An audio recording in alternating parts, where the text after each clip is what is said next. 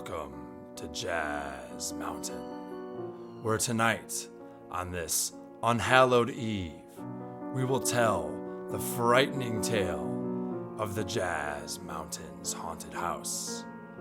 It's an ancient legend here in the realm, one that dates back who knows how long, and we have risked our lives to bring you this story here tonight by venturing deep down into the mountain archive, into a long, narrow, and dark cave where the ancient tome that tells the tale is kept. We dusted off the book and opened up its fragile yellow pages that smell like spider webs and witch's brew and something unholy, and dared to read what was inside.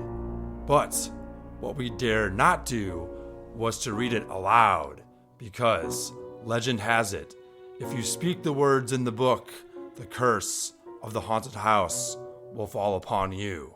So tonight, for our brave audience, we took a great risk and ripped out parts of the book and compiled them into our own storyboard that you can find on jazzmountainsHauntedHouse.com, thinking, or rather hoping, that by not reading it aloud word for word, that the curse would not be transferred to you. There are no guarantees, so if you dare, stay tuned for the ancient legend of the Jazz Mountains haunted house, and hopefully you can escape the curse. Chapter 1, That Naked Dude. Our story begins many Halloweens ago in Jazz Mountain, when our friend and protagonist, Scottie, was hanging out with his friend Wes, also known as the Helping Friendly Bookie. They were just chilling at Scottie's place and trying to figure out something to do, because it was Halloween day and they had no plans that night. So Wes, in jest, says, "Hey man, if we can just find that Jazz Mountain werewolf, we'd go to one hell of a party, wouldn't we?" And now you see, in those days, there was a legend of a Jazz Mountain werewolf who every Halloween would roam the land and host an unholy werewolf rave, the best party of the year. Scottie seemed to think that was pretty funny, and Wes, being the Helping Friendly Bookie, gave him a ridiculous proposition. He said to Scottie, "Hey man, since it's Halloween, I'll give you 666 to 1 odds if you can go out there and find the Jazz Mountain werewolf so we can go to this party. That'd be pretty fun." And now Scottie, you have to remember, was a little bit of a sucker for the Helping Friendly Bookie's odds. So upon hearing this, his eyes lit up and he thought about it for just a half a second before saying, "I'll bet you $100 that I can find this werewolf so we can go rage." The Helping Friendly Bookie extended his hand and said, "You got a deal." So Scottie, without delay, grabbed his headphones and an egg roll because he was pretty hungry, and he left his cottage in Jazz Mountain to go wander the realm to try to find this werewolf. It was a beautiful afternoon, and in those days, it was wildflower season in Jazz Mountain, so he went for a long stroll, meandering through the creeks and the brooks and the forests until he found his way into a great valley where he saw a house in the distance. He was kind of intrigued. It looked like an old, dilapidated, kind of almost spooky looking place. And Scottie thought, well, what the hell? If I'm going to find this werewolf anywhere, it's probably going to be at a place like this. So as he starts to approach this house, something very strange happened. To his left, he sees something coming at him. And what he finds is that it's his good friend Brett Kreiner running furiously and totally naked, wind in his hair, fangs out, just possessed, screaming the number 666, 666. And the sight of Brett's balls flapping made Scottie spit out his food.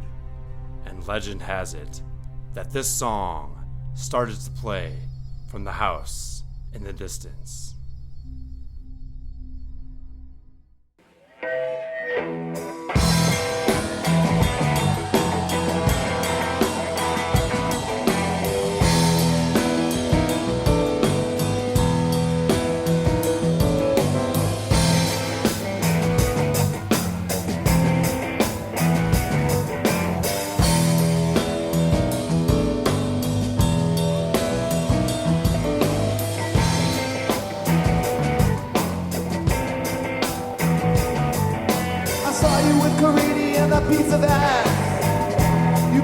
1,000 windows, but those windows had no glass.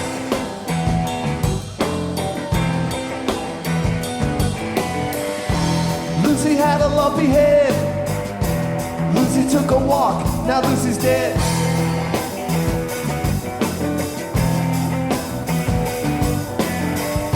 You told me of a secret place.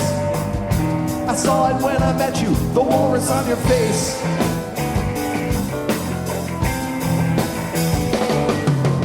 Kayla scared the shit out of the ram.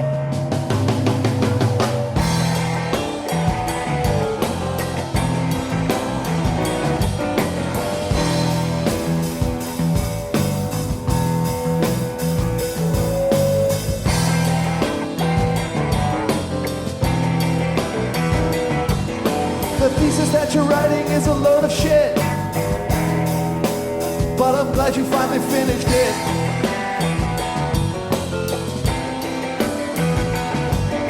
He went across the street and he called his dad. Now you'll never get the raise you thought you had.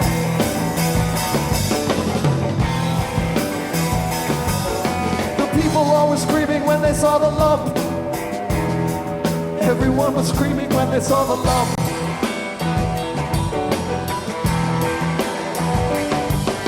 Aquila scared the shit out of the ram.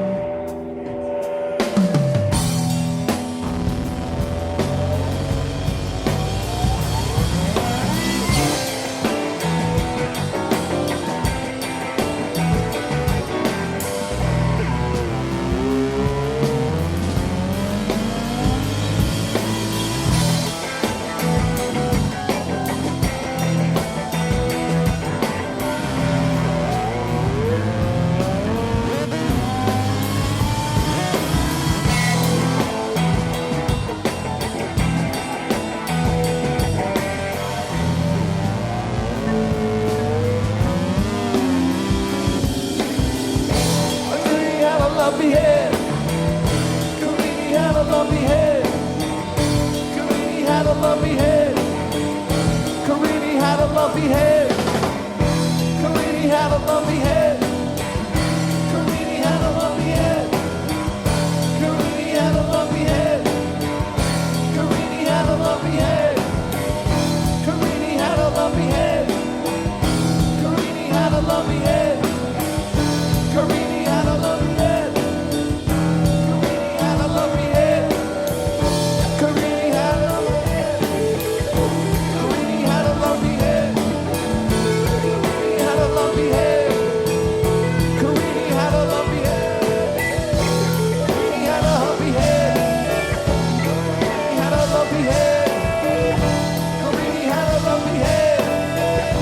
Carini had a lumpy head.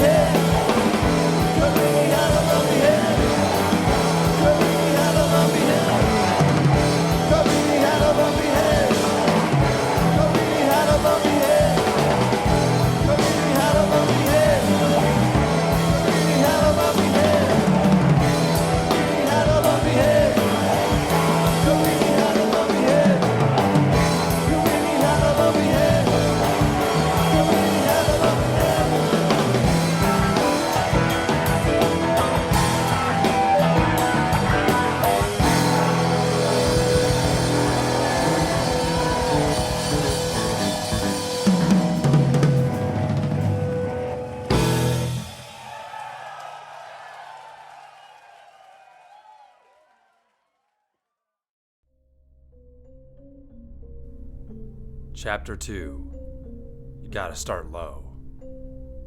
So Scottie, almost choking to death after spitting out his food, hears Brett say this to him. Come on, Scottie. Stop being such a tool. Come to the house party. And Scottie, you have to remember, was a little bit of a sucker for a house party. So he said, what the hell?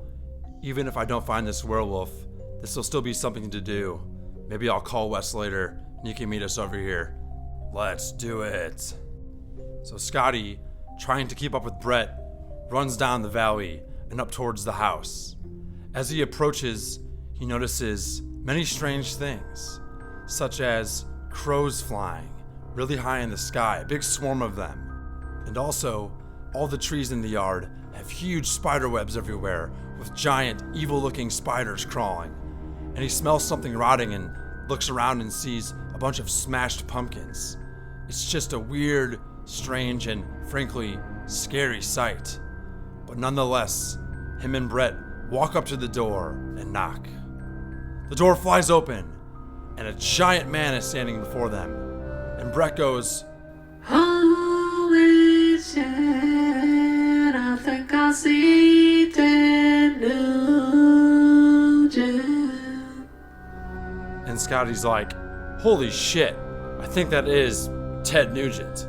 And right when he says that, this giant man, who is in fact Ted Nugent, grabs him by the neck. And then Ted Nugent, with fire in his eyes, starts singing him this song.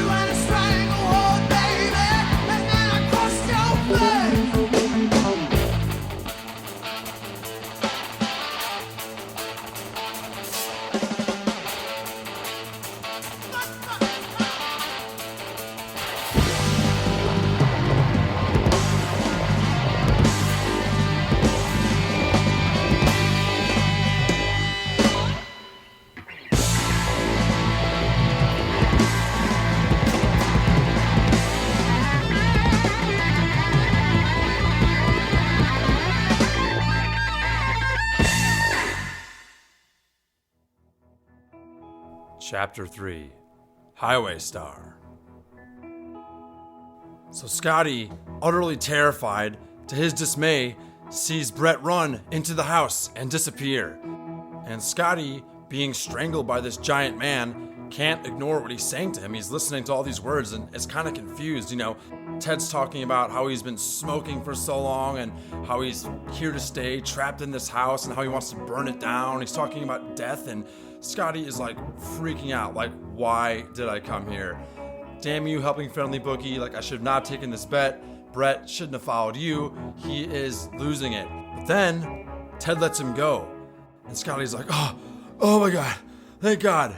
But then, and this sucks for Scottie, but Ted Nugent picks up a giant flying V guitar and smashes it right into Scottie's face, just crushing his skull. Scottie hits the deck, blood is everywhere, he's freaking out, and in a fit of sheer desperation, leaps up and runs into the next room, and what he finds gives him some glimmer of hope. In the room is an old school 1960s purple hot rod, and Scottie's thinking, oh my gosh, here's my chance. I really hope the keys are in this thing so I can hop in, start it, and just drive through this wall and get the hell out of here. So just before Ted Nugent can catch up to him, Scottie jumps in and turns on the car. And then something very strange, and actually for Scottie, amazing happens. As soon as the car turns on, this giant flash of light happens, and all of a sudden, Scottie's face starts healing. His hair starts growing longer, and his clothes get transformed into this beautiful purple pimp suit. And this amazing song starts blasting on the radio, and Scottie feels great, turns the key, and floors it.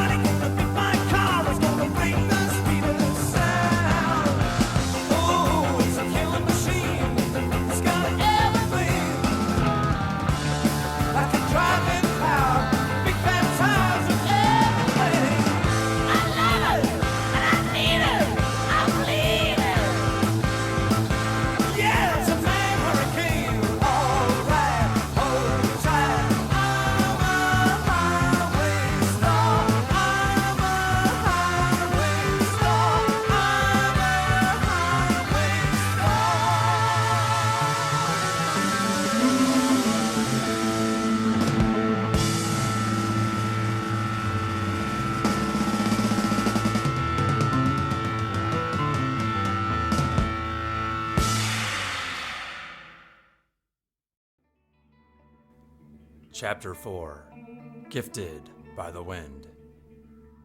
Scottie floors the pedal, and with a loud, thunderous roar, the car lurches forward, with flames flying out of the exhaust.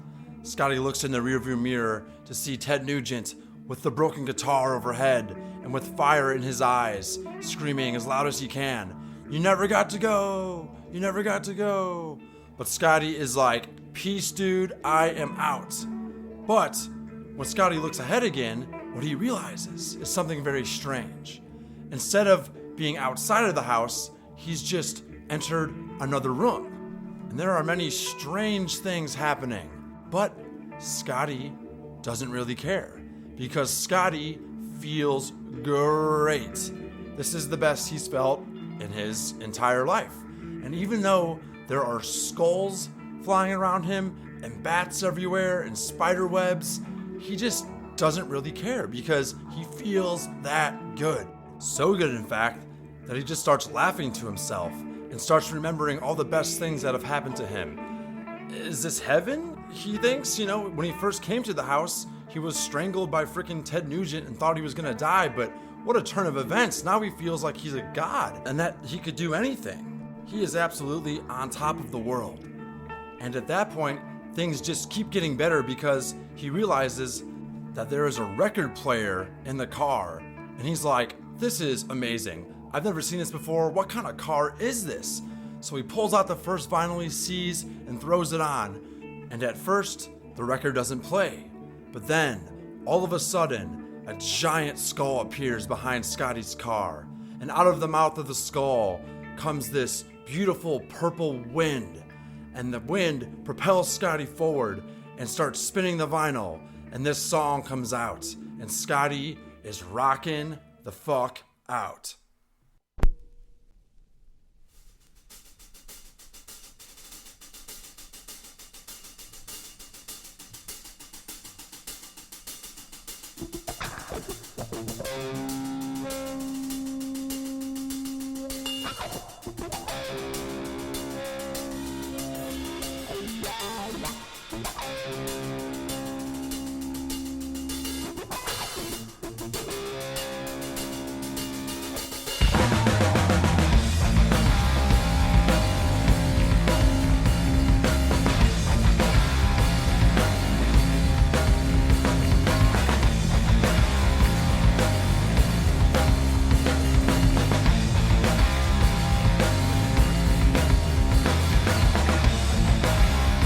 Gay shines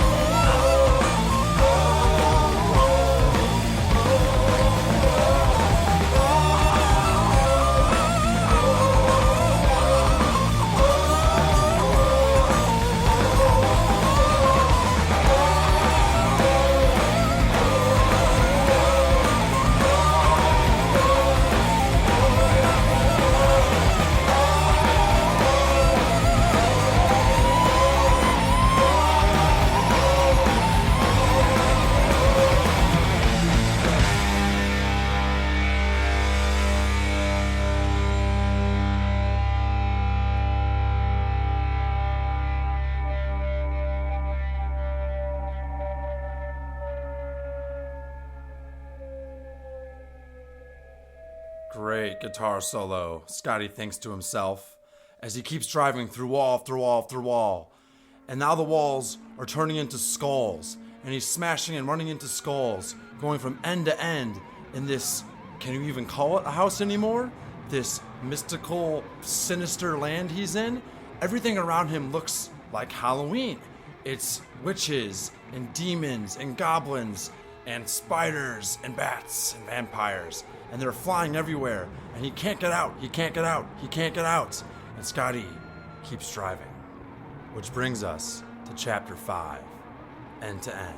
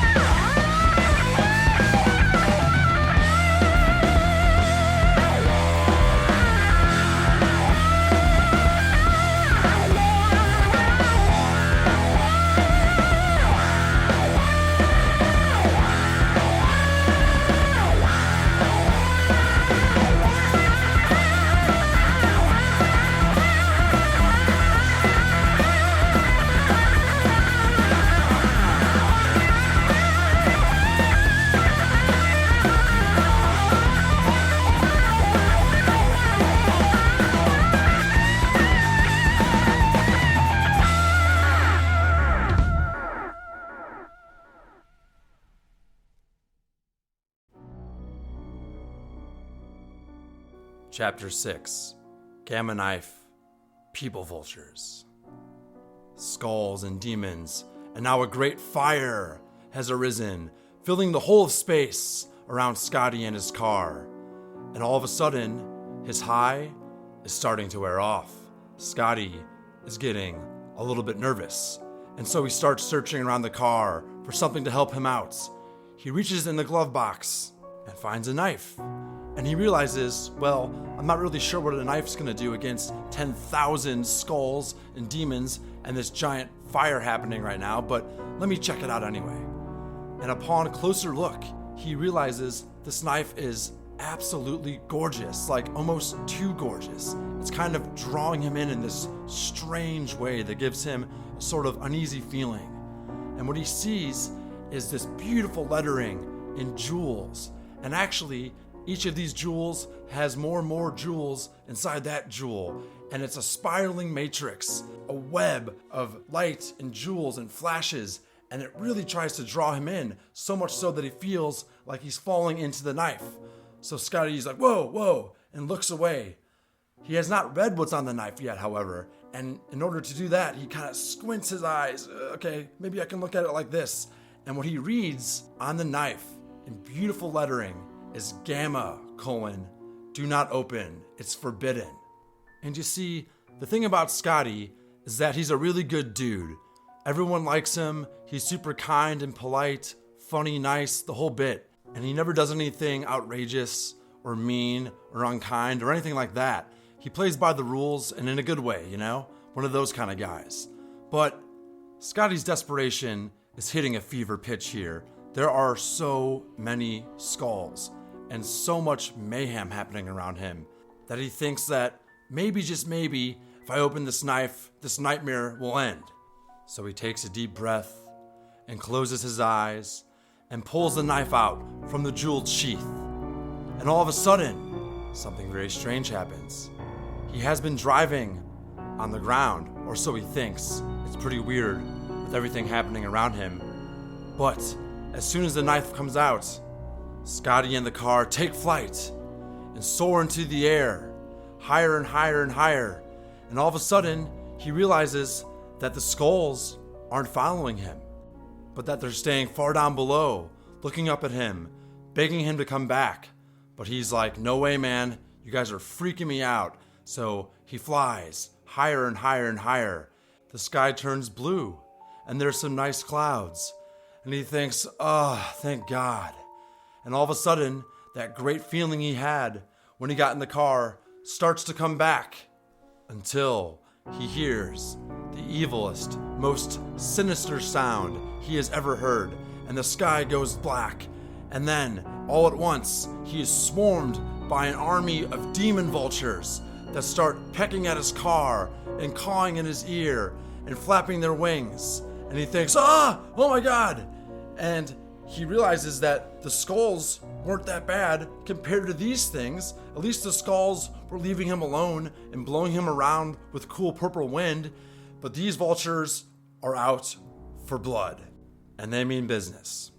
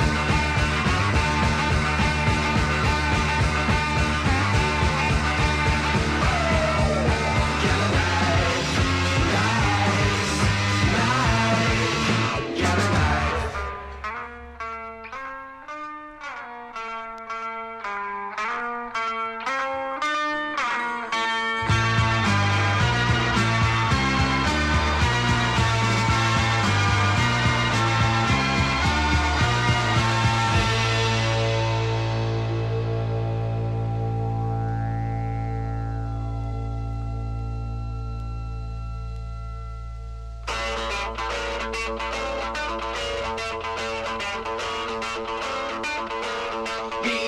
vultures, got approaches, final hearing. What else have I got to do now?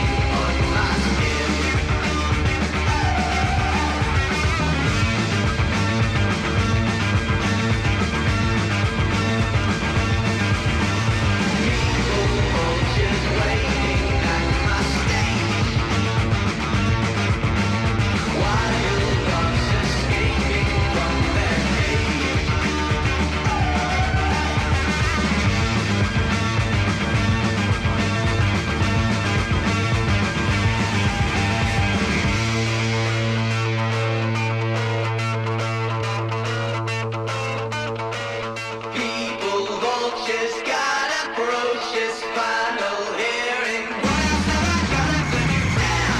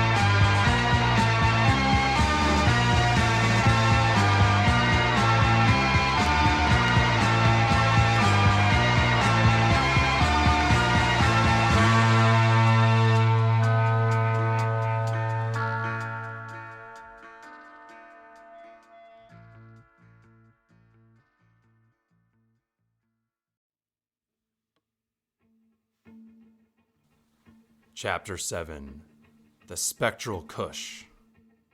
The swarm has only gotten worse. The demon vultures have enveloped Scottie's flying car and have now torn off the roof and are violently pecking at him, pulling at his pimp suit and beautiful long flowing hair. In utter fear, Scottie ducks down to try to avoid the vultures and thinks, oh no, this is it, I'm gonna die. This is terrible. It does not get any worse than getting eaten alive by an army of demon vultures. Like, shit! And he can't believe how it's all come down to this. And in one final act of desperation, in what he thinks is his last moments, he cries out for help and starts weeping with tears streaming down his face until he hears this sound. Hey man, you remember me? So Scottie looks up, and just when things could not get any weirder, to his right, sitting in the passenger seat of the flying car, is none other than Ozzy Osbourne, biting the head off of a demon vulture with blood streaming down his face and onto his leather jacket. Scottie jumps out of his seat and can't believe it. It's Ozzy Osbourne in the flesh right there. And he doesn't know what to say, and shuddering, Scottie goes, what's up, man? And with a big smile, Ozzy says, I just like an apple in the night. Oh yeah, that's about it. and the vultures are still coming, but Ozzy keeps grabbing them one by one and biting their heads off and says, What do we do, man? and Scottie, with his adrenaline pumping, tells Ozzy, dude, just keep eating them. It's working. And Ozzy, one by one, grabs the vultures from the sky and bites their heads off and keeps eating. And eventually, the vultures, seeing this happen, look at each other and let out not the evil, sinister caw, but a terrified caw. And all at once, the swarm fades away. What were they on, man? Ozzy says, and Scottie, still utterly terrified, is like, I don't know, man. I don't know what's happening. What's going on? And Ozzy looks at him with that big, wry smile and says, we're not in Kansas anymore, bloke. And who the hell are you anyway? And before answering, Scottie looks deep inside himself and realizes, I don't know what to say. I don't even know who I am after all this crazy shit that's just happened. But he still, nonetheless, being the polite guy that he is, extends his hand to Ozzy and says, I'm Scottie, man, what's up? Ozzy says, oh yeah, man, well, nice to meet you, bloke. Yeah, man, that was some crazy shit. Where did this even happen, man? That was fucking weird, man. But do you ever smoke dope, man? And Scottie says, yeah, sure, sometimes. Oh man, there's some really, really good stuff in this house, man. I got this stuff. It's called the Spectral Kush. You'll never believe how good this shit is, man. Yes, you just take a hit, man. It'll ease your nerves. You seem a little nervous, don't you? There's lots of monsters in this place, and yeah, I don't even know, man. I don't even know if it's in my mind, if it's real, but I'm smoking this shit for a while. I think you should just take a little toke, man. Do yourself a favor. You seem, just loosen up, man. And Scottie has never in his life been so pumped to smoke a joint before. Not only because he's smoking it with Ozzy fucking Osbourne, but because, he has been through some shit and he just needs something. So he grabs the joint from Ozzy and takes a hit and starts coughing uncontrollably. And he is immediately higher than he has ever been in his entire life. And the strangest thing happens. All of a sudden, those same spider webs that were outside in front of the house and everywhere when he was driving come back around them. And he looks to his right, and all of a sudden, Ozzy is singing him this song.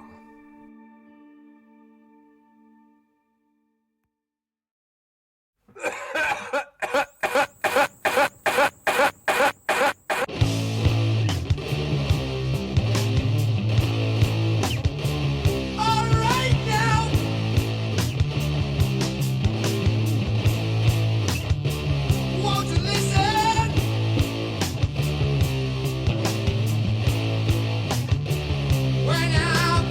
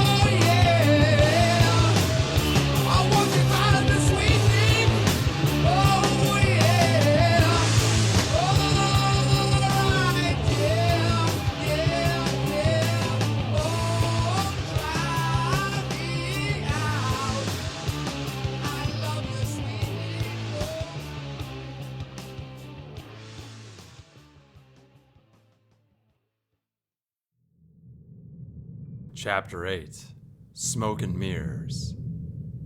And this was by far the best stuff that Scottie had ever smoked. But it was almost too good. You know how sometimes when you get a little too high and things get weird? Well, that's what happened to Scottie. He started looking very deep into his soul and into his self and got really anxious and paranoid and started thinking about how fake he was, how much of his life was about appearance and about illusion and about the mask or persona of Scottie just to make his way in life and be a normal person and get by, which, of course, is what we all do. But it hit Scottie particularly hard that night, and he realized that all of his life was just a bunch of smoke and mirrors. But there was still some good music playing on the spider speakers, the web that enveloped him wherever he went and emitted these sounds that he kept hearing.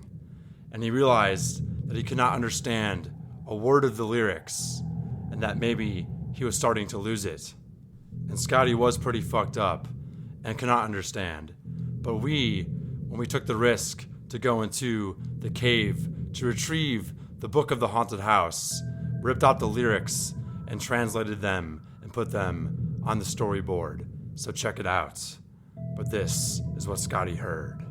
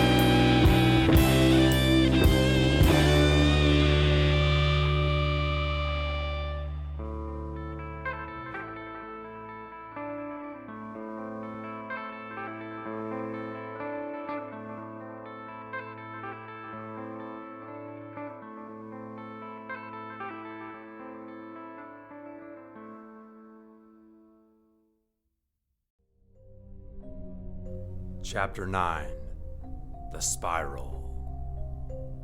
As the wheels of Scottie's mind turned around and around and around, he realized the car was gone, and Ozzy was gone, and all he saw was a bunch of smoke and images of himself reflected in an infinitude of mirrors, reflecting himself back at himself. And all of a sudden, he started spinning around and around and around, and pulled down by some unseen, powerful force that kept him spiraling down and down and down. And no matter how hard he tried, he couldn't stop thinking and analyzing his life, from his very first memory all the way up to the present. And as he seemed to be sucked down more and more into some bottomless pit, he felt himself start to separate from himself. All of his memories, all of his friends, all of his likes and dislikes seemed to be torn away from himself, and it was utterly terrifying. And all he craved was to be back with himself, because the separation was the most unnatural feeling he had ever felt. And he began to wonder, what is this all about? Who am I? What does this all mean? And all he could do, as he felt himself being separated and pulled down by some deep, dark gravity, was to listen to the music on the spiderwebs. And this is what Scottie heard.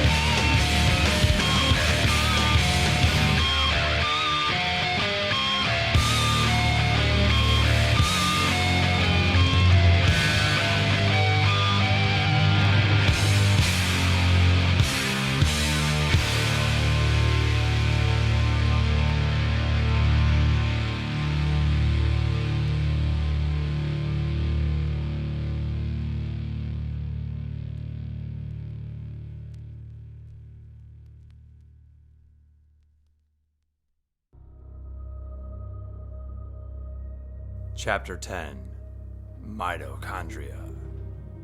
As this sinister vortex of terror kept pulling Scottie down further and further, things started to happen.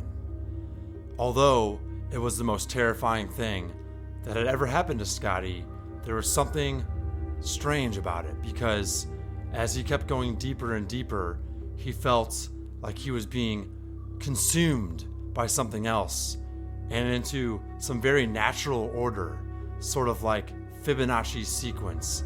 Everything was a fractal and perfect, and yet utterly horrifying.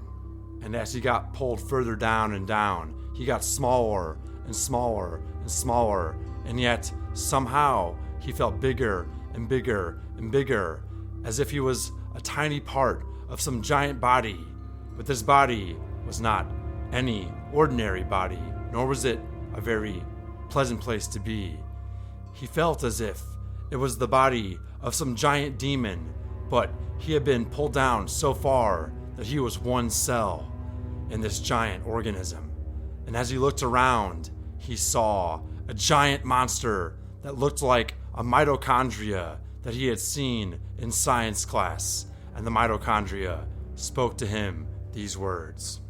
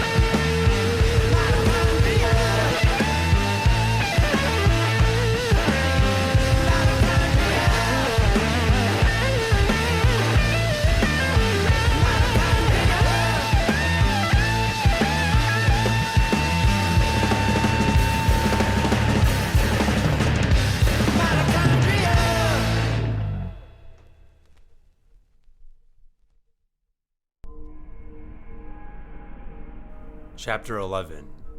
Two Somebodies. Scottie heard the words of this strange beast he had met, the mighty mitochondria, and also heard the music coming loud from the spiderwebs, enveloping the whole of space, even deep inside the demon body, and he actually understood where this thing was coming from. He too felt like the sun had set on his own life, and that he needed something else to make himself whole and complete again, because he had been so separated from himself. He was lost, adrift, in space, in the void, completely barren from all semblance of himself. He tried his best to remember his life, but he felt like it was scattered and separate, and that he didn't quite know who he was or where he was. In fact, he felt like there was two things: himself that still existed and his past self. And he began to wonder, who am I? What am I doing here? What is reality? What is truth? What is life? What's real? Is this all a dream and a fantasy? How can this happen? Will I ever wake up or just continue with this nightmare? These thoughts were very profound for Scottie that night as he drifted in the void. But at this point in our story, it was not a very good dream for Scottie. He was lost.